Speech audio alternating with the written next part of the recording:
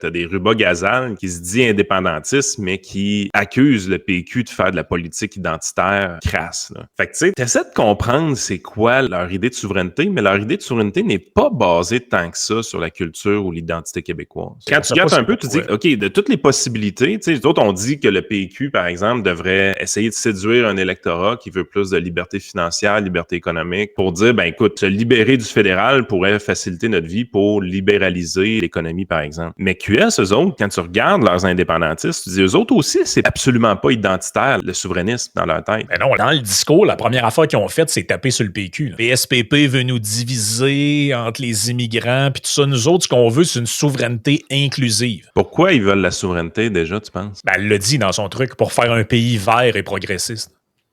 That's it. Ils veulent utiliser la souveraineté pour implanter le socialisme. C'est carrément ça, là. Puis je pense que c'est la façon que, tu sais, Jean-Marc, il dit, ouais, mais 56% sont fédéralistes, non. Ouais, mais de la manière que c'est vendu aux militants de Québec solidaire, puis la raison pourquoi les militants de Québec solidaire les laissent parler de souveraineté sans problème, c'est que les militants de Québec solidaire se disent, si jamais on a un pays, de toute façon, ça va être plus facile de virer le Québec en socialisme.